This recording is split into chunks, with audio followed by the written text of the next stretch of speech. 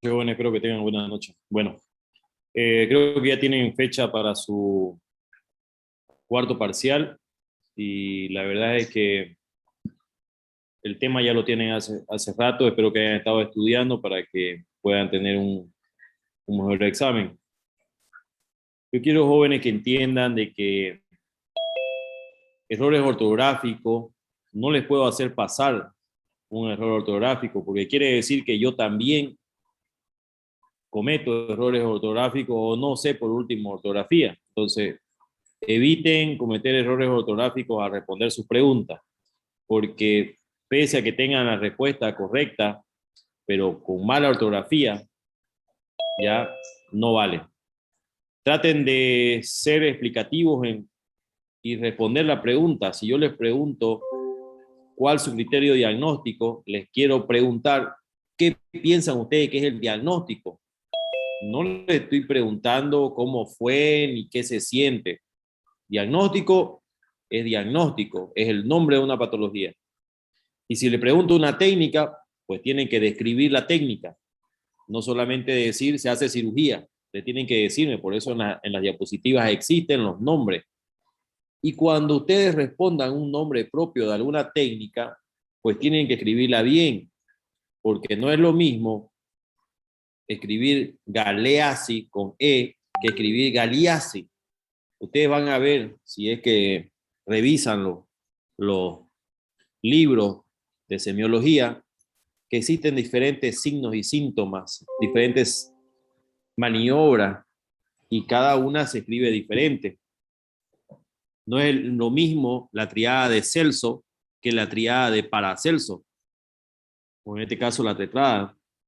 Entonces, jóvenes, quiero que entiendan de que no es maldad, es un tema de que cuando tienes un juicio de responsabilidades, una mala palabra mal escrita te puede hacer perder un juicio y obviamente tu licencia. Y estuvieran ustedes con un desperdicio de todos sus años de estudio por simplemente una mala ortografía o no haber escrito bien. Muchos médicos han sido sentenciados porque no han escrito bien su historia clínica o porque dieron una indicación de un antibiótico y no pusieron previa prueba de sensibilidad y la enfermera le puso el medicamento, hizo una alergia, shock anafiláctico, el paciente se murió. Ese médico, con poner la sigla PPS, que significa previa prueba de sensibilidad, pues estaba ordenando de que antes de administrar un medicamento le hagan la prueba. Y si ustedes no pusieron eso y solamente pusieron administrar, ustedes son los culpables. Entonces quiero que entiendan, jóvenes, de que todos los exámenes son para que ustedes ya empiecen a actuar como médicos. Y espero que eso, para este cuarto parcial, tenga un resultado más positivo. Bueno, jóvenes, este tema ya se lo pasé, ¿cierto? Displasia de cadera. Sí, doctor.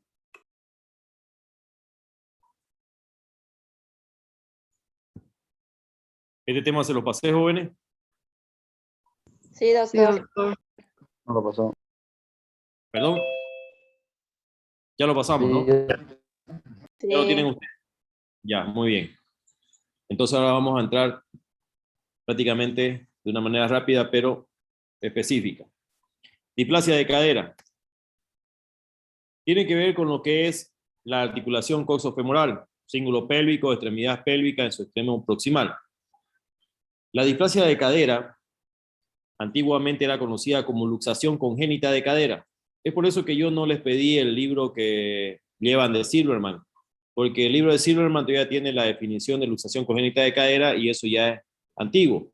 ¿Por qué? Porque el término de luxación congénita quiere decir que viene desde antes del nacimiento, desde la barriga. Pero justamente esta alteración en cadera se ha visto que puede aparecer en el transcurso de la vida prácticamente neonatal, posparto. Entonces, no vendría el término de congénito porque no nace con la cadera luxada, puede desarrollarla. Y actualmente se prefiere el término de displasia de cadera por su carácter evolutivo y de aparición postnatal, como les decía. Ahora van a encontrar en unos artículos que dice displasia de desarrollo de cadera. con las siglas DDC. Si ustedes buscan el diccionario, y espero que ya hayan bajado a sus celulares la aplicación del Mosby, que es el diccionario médico, displasia significa alteración en el desarrollo. Y si ustedes ponen displasia de desarrollo de cadera, DDC, están haciendo una redundancia de palabras. Espero que me entiendan. Entonces, lo correcto es hablar displasia de cadera, simplemente. ¿Por qué? De carácter evolutivo, aparece postnatal y es una alteración del desarrollo. Displasia de cadera. La mayoría de los investigadores piensan que es una combinación de factores que intervienen principalmente con un componente hereditario, ya con penetrancia limitada. ¿Por qué? Porque puede ser de padre a hijo o de abuelo a nieto. Entonces, este carácter hereditario puede ser, como les decía, de carácter directo o netamente una penetrancia limitada. Pero en un 50% se puede producir en uno de los padres progenitores y un 100% entre padre y madre progenitora. Puede ser bilateral, puede ser unilateral y puede ser pues prácticamente en todos los hijos que puedan tener estas parejas. Ahora, existen componentes o factores de riesgo que fueron descritos, pero con un estudio que realizamos justamente cuando estábamos realizando la residencia el 4º año en la ciudad de La Paz. Los libros decían que habían 3 factores: componente genético, componente femenino y el lado que generalmente era izquierdo. Pudimos evidenciar, o sea, la posición izquierda cuando está el niño dentro del embarazo.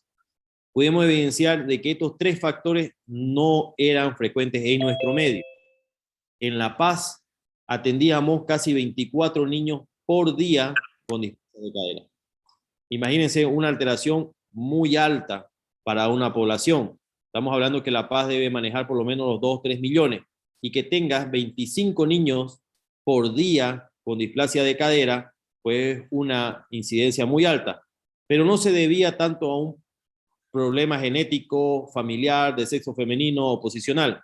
Se debía a que ustedes ven que los niños están envueltos en sus aguayos. Tienen 1, 2, 3, 4, 5, e incluso alguna vez atendimos pacientes del alto con más de 7 envolturas de mantilla, que el niño parecía un pequeño tamalcito, todo envuelto, y que esto hace que las caderas aducidas no se desarrollen.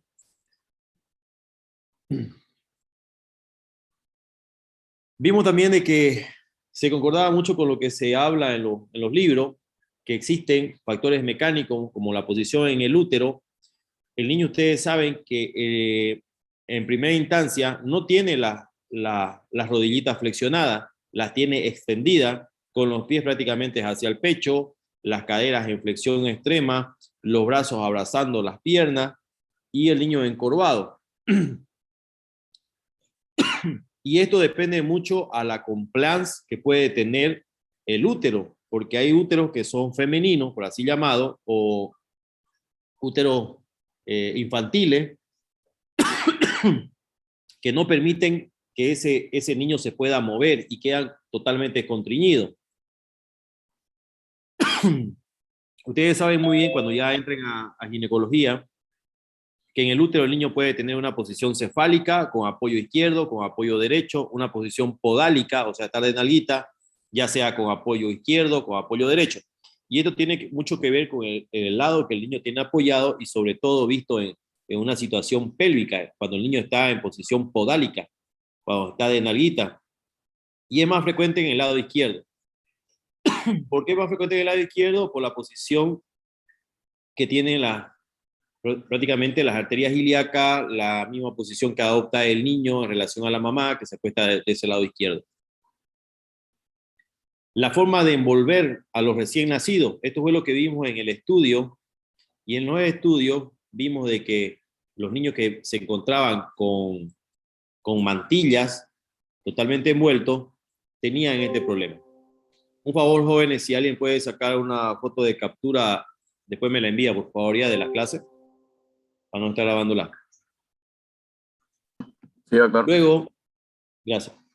Los problemas musculares como la debilidad del músculo glúteo medio, ya sea real o debido a una fuerza de los aductores o el músculo psoas, esto evidentemente cuando el niño ya nace pueden existir problemas de que el niño se encuentra con una neuropraxia, porque cuando el niño nace de caderita, pues tienen que enganchar las caderas y traccionar haciendo rotaciones y pueden lesionar el nervio ciático.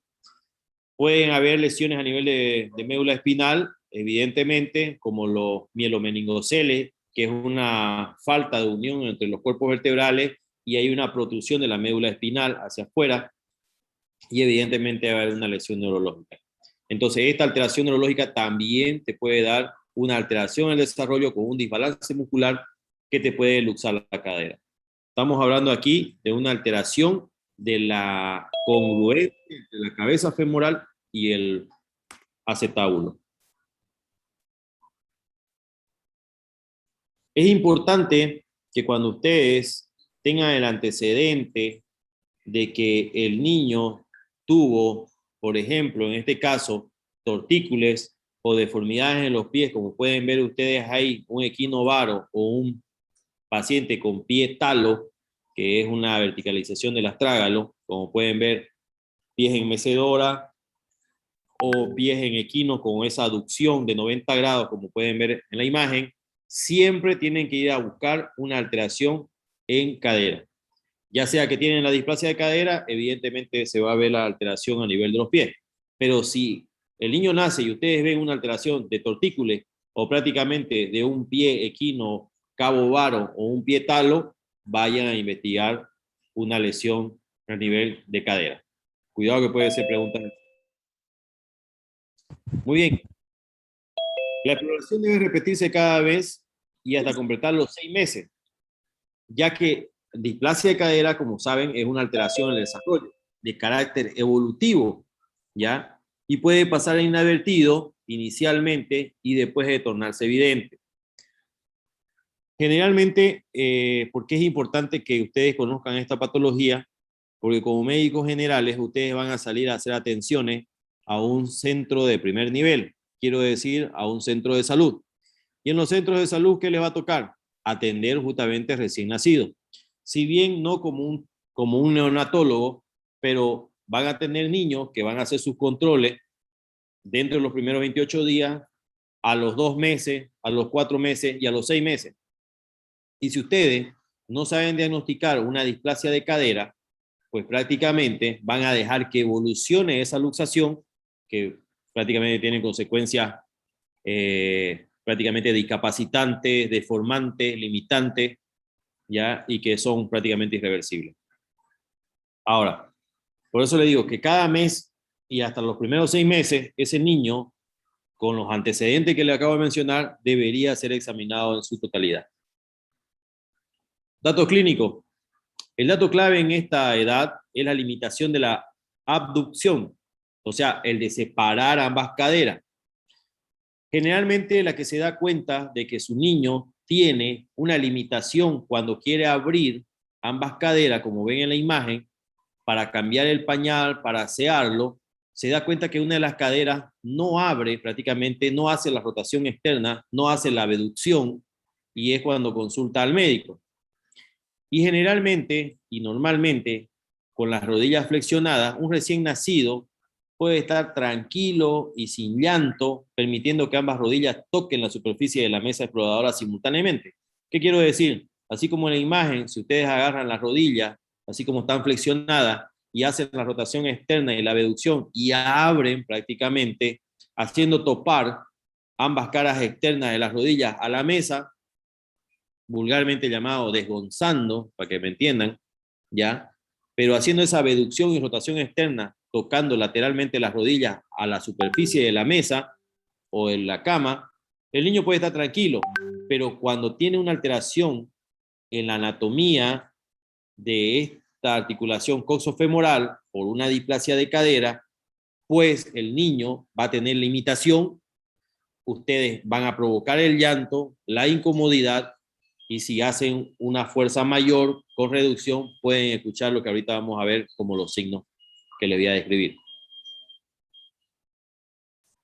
Cuando no se logra la apertura de las caderas, se determina que existe limitación de la abducción, que es clave para el diagnóstico de la displasia de cadera.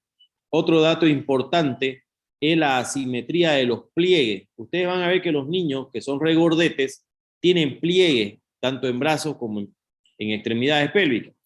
Sin embargo, no es un signo patognomónico porque existen los llamados pliegues mentirosos. Los de la mitad de los muslos, debido a la acumulación de grasa, es frecuente. Los pliegues que sí son patológicos, que son patognomónicos y que no son los llamados mentirosos, son los pliegues que se presentan a nivel de los labios mayores en las mujercitas, a nivel de glúteos, hombres o mujeres, y a nivel de hueco popliteo. Aquellos pliegues que ustedes ven en el muslo, pues son los llamados pliegues mentirosos porque pueden estar presentes y estar normal, o pueden estar ausentes y el niño tener una cadera anormal. Pero lo que sí o sí le van a dar el diagnóstico de displasia de cadera son aquellos pliegues con asimetría que pueden estar a nivel de la vagina en la mujer, sobre todo en labios mayores, a nivel de glúteos, cuando el niño se lo pone de barriguita y se observa desde arriba, o a nivel de los huecos poplíteos, también evidenciando al niño de barriguita.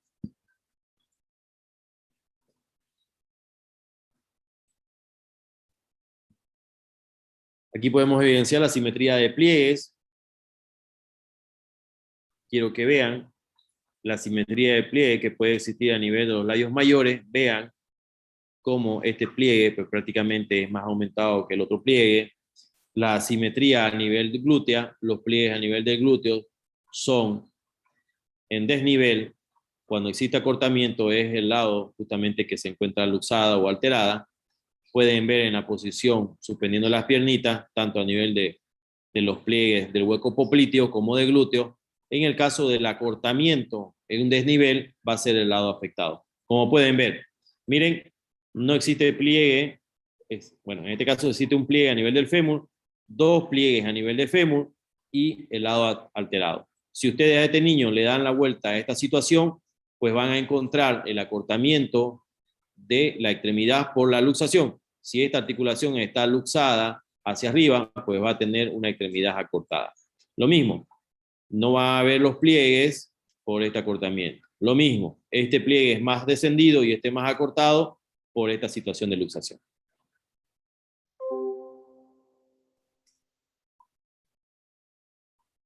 El examen de un niño prácticamente recién nacido, que te pueden llevar a la consulta externa, es muy sencillo y te orienta casi el 100%. Son maniobras, aquí tienen la Barlow-Menu, que es la maniobra de Barlow, en el cual el recién nacido ya presenta inestabilidad, y estas pruebas son la de Barlow y Ortolani, que se acompañan de un sonido característico, y quiero que ustedes reproduzcan ahorita, tómense las manos, y muchos de ustedes se han sacado las llamadas mentiras, cuando hacen sonar sus dedos. Quiero que hagan sonar sus dedos, y ese sonido del dedo, ese clic, ese cluck, es el que se siente cuando ustedes realizan la maniobra de Ortolani. Exactamente, ese sonido que ustedes hacen al hacer sonar sus dedos, al charquear sus dedos, es el signo característico de que esa articulación que se encontraba luxada o que ustedes han luxado vuelve a su lugar original. Es importante también que ustedes lo hagan un número de veces discreta, porque tampoco van a estar 1, 2, 3, 4. Van a incomodar al niño y le puede dar un falso positivo o pueden lesionar el cartílago. Con que ustedes realicen 1, 2 y máximo 3 para salir de duda, es suficiente para hacer el diagnóstico de positivo o negativo en las cuestiones de las maniobras de Barlow y Ortolani. ¿Por qué? Porque pueden dañar, como el cartílago de crecimiento y el cartílago articular. La maniobra de Barlow es la siguiente. Ustedes tienen al paciente en decúbito supino, de espalda. Se toma con la mano exploradora la rodilla contraria y con la otra mano se fija la pelvis. Si van a examinar la extremidad derecha, en este caso la cadera derecha, ustedes sujetan la rodilla con la mano izquierda y con la otra sujetan toda la pelvis. Se realiza una aducción del músculo y una ligera presión sobre la rodilla hacia atrás. Esta maniobra al aducir, están prácticamente llevando hacia posterior la cabeza femoral y con la presión, pues están haciendo la luxación hacia posterior de la cabeza femoral sobre el acetábulo. Si ustedes escuchan un clic, como el hacer sonar sus dedos, es que la cadera se luxa, lo que significa que es una cadera inestable. Si luego ustedes hacen una pequeña maniobra de reducir, van a escuchar un clum, similar también a hacerse chasquear los dedos, que significa que ustedes han reducido la luxación.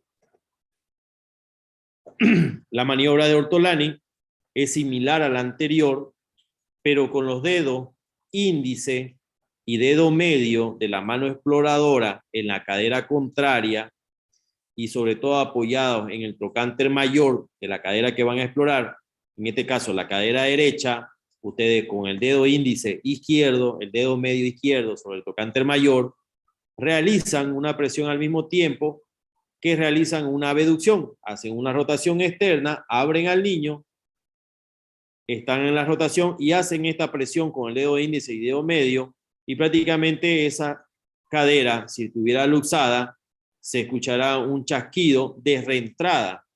Al ustedes hacer la rotación externa, están tratando de reducir y con esa presión del dedo índice y el dedo pulgar, pues van a volver a reducir o volver a meter la cabeza femoral al acetábulo y van a escuchar ese chasquido o ese clum que es prácticamente el sonido de la reducción de la luxación de la cabeza femoral. Hasta ahí, jóvenes, ¿está todo entendido? Sí, doctor, sí. Sí, doctor. ¿Están entendidos? Ya. Muy bien. Continuemos. Ambas maniobras solo son útiles en los primeros 40 días de edad, antes de prácticamente el mes y medio. ¿Por qué? Porque el niño luego se vuelve más tonificado, tiene más fuerza y te puede producir una resistencia y el ponerse intranquilo y darte un falso positivo.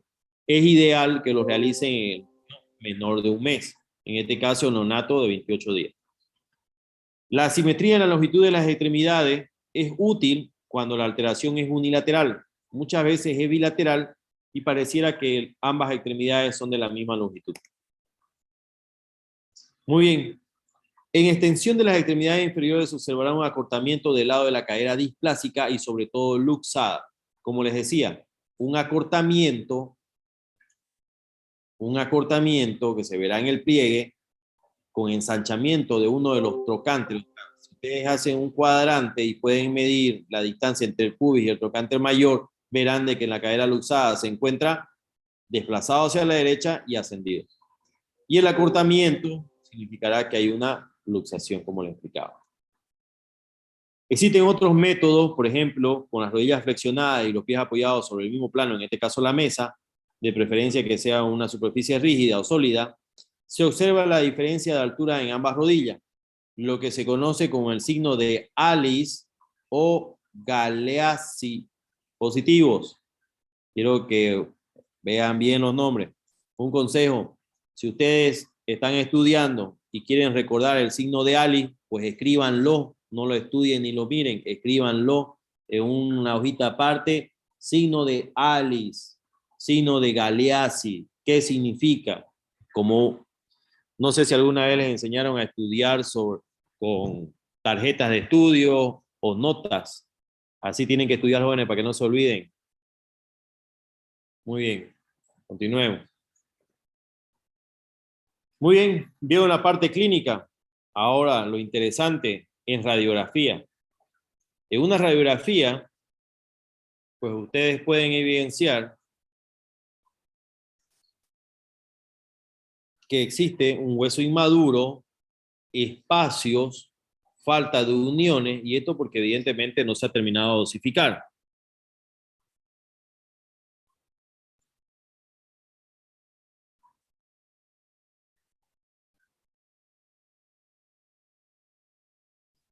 Entonces, nos hacemos referencia a líneas imaginarias o que ustedes pueden rayar. Por ejemplo, cuando ustedes toman una radiografía de pelvis, un menor de 3 meses, en este caso, menor de 1 año, pueden trazar una radiografía, pero una línea que pasa a través del triángulo trirradiado que se denomina Hilgert-Reiner. Una línea vertical que pasa tangencial al borde lateral del acetábulo que se denomina línea de Perkins.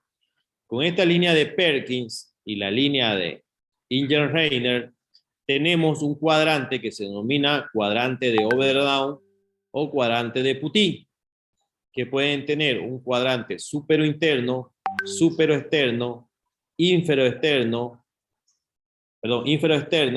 e inferointerno. Normalmente la cabeza femoral, que es esta, ustedes la van a evidenciar en el cuadrante inferointerno. Si esta cabeza femoral se encuentra desplazada hacia el otro cuadrante, que sería el inferoexterno, significa que esa cadera está yendo a la luxación y puede estar en el cuadrante inferoexterno, puede estar en el superoexterno y evidentemente está luxada. Luego tenemos otras líneas, por ejemplo, trazando una línea por el borde inferior de la rama del pubis y continuando por el borde inferior de lo que es el cuello femoral y la metáfisis hasta el trocánter mayor, pueden ver que se dibuja un arco perfecto, el cual se denomina el arco de Shenton. Existen otras líneas que nos pueden ayudar a verificar si existe una relación congruente entre lo que es el acetábulo y la cabeza femoral, que son las líneas de Joao-Rivarola, que se traza tangencial al borde del acetabular y tangencial a lo que es la fisis femoral. Si estas líneas son paralelas, pues evidentemente esta articulación es congruente. Pero si esta línea de Chaudin-Rivarola fuera elevada, casi vertical, y esta línea de la fisis fuera como está ahorita y fueran divergentes, pues estuvieran ante una incongruencia articular. El índice tabular es muy importante para medir. ¿Por qué? Porque las displasias de cadera tienden a tener índices acetabulares mayores a lo que se pueden encontrar en diferentes etapas del recién nacido, porque tenemos etapas en recién nacido, menor de los 3 meses, de 6 meses, mayor al año, entre los 15 años. Pero ustedes tienen que saber que al nacimiento el índice acetabular es de 27 a 30 grados. Más allá de los 30 grados, pues estamos ante una alteración a nivel acetabular que se traduce como si fuera una displasia. Muy bien, aquí tenemos pues ya un estudio, en este caso una radiografía, en la que podemos evidenciar si hacemos todas las líneas que vimos en la imagen anterior, con las líneas de Chaudin-Rivarola, Hilgert-Reiner, Perkins, índice acetabular, altura femoral, arco de Shenton, si lo traemos acá, podemos ver, 1, los cuadrantes de Overdown con la línea de Hilgert-Reiner, Perkins, en el lado derecho, vean la cabeza femoral, cuadrante inferointerno, pero en el lado izquierdo, vean dónde está la cabeza, cuadrante inferoexterno, pisando la línea, casi pasando al superoexterno. Entonces, ¿qué quiere decir? Que esta cadera está luxada. Arco de Shenton, rama inferior, metáfisis o cuello femoral, un arco.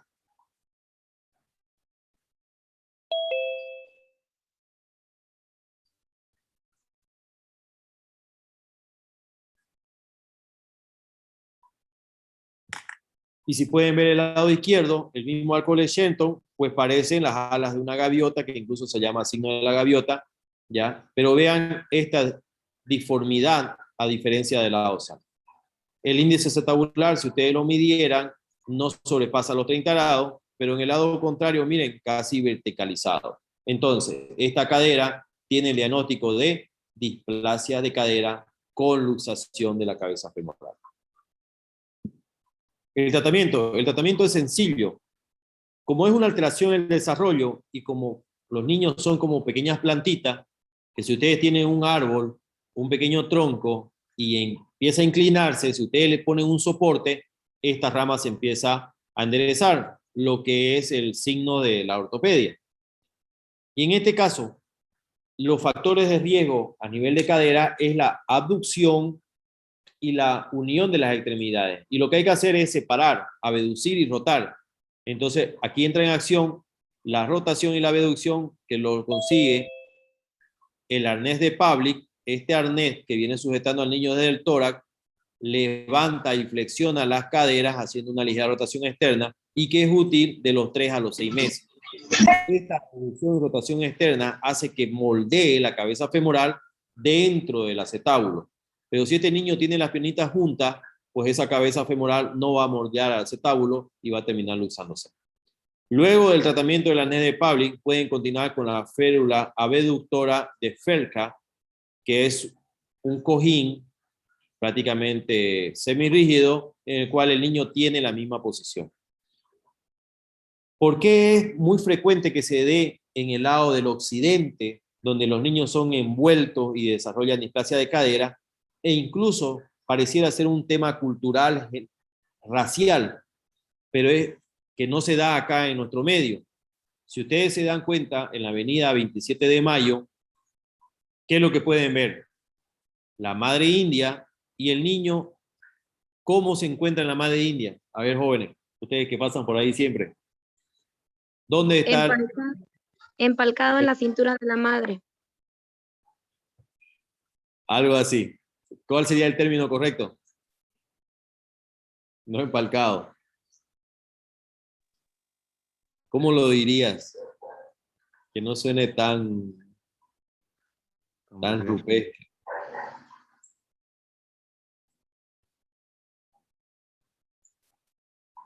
No empalcado. ¿Cuál sería la Sería definición? como montado, doctor. El niño se encuentra en una posición de ahorcajadas a nivel de la cintura de la madre. Ahorcajada es justamente, como dice su compañera, empalcado, montado, ¿ya? Ahorcajada se llama. El niño, entonces, si ustedes se dan cuenta, en nuestro medio, la madre desde que nace el niño lo tiene a un costado, ¿me entienden? Con las piernitas, como pueden evidenciar aquí, abiertas y en rotación externa, lo que indirectamente está haciendo que ese niño desarrolle normalmente su cadera. Ustedes no van a ver un niño así en el occidente, en el Alto, en La Paz, en Cochabamba.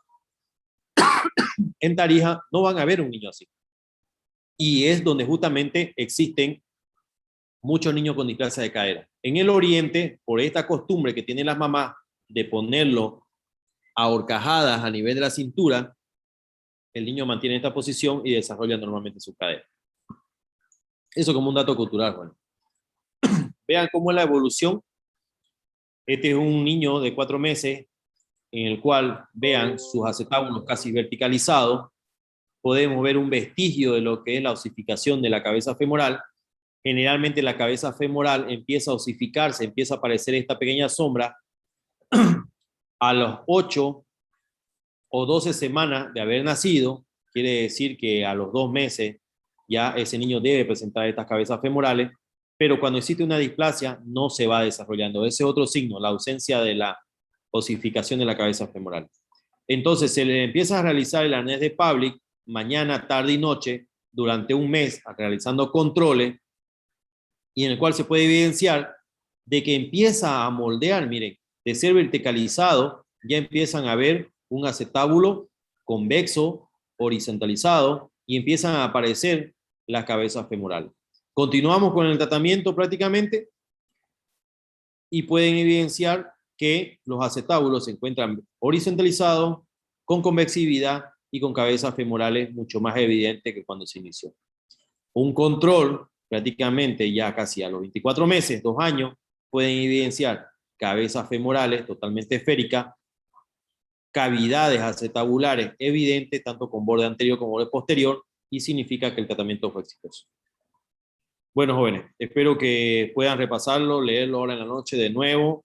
Este tema es muy bonito, es muy importante que sepan la maniobra de Barlow, la maniobra de Ortolani, que sepan radiológicamente hacer este diagnóstico a través del cuadrante de Uredao por la configuración de las líneas de Perkins, Renner, arco de Shenton, de Chaudin, Rivarola, las líneas paralelas. Es muy importante que ustedes sepan, porque ya saben, hacer un diagnóstico a un recién nacido que le va a prevenir complicaciones severas es lo fundamental. Bueno, jóvenes, que tengan buenas noches y por favor, el que haya sacado una captura de la clase, me la puede enviar, por favor, ¿ya? Muy amable. Muchas gracias, que tengan buena noche. Nos vemos el viernes. Hasta luego, doctor. Chao, chao, chao.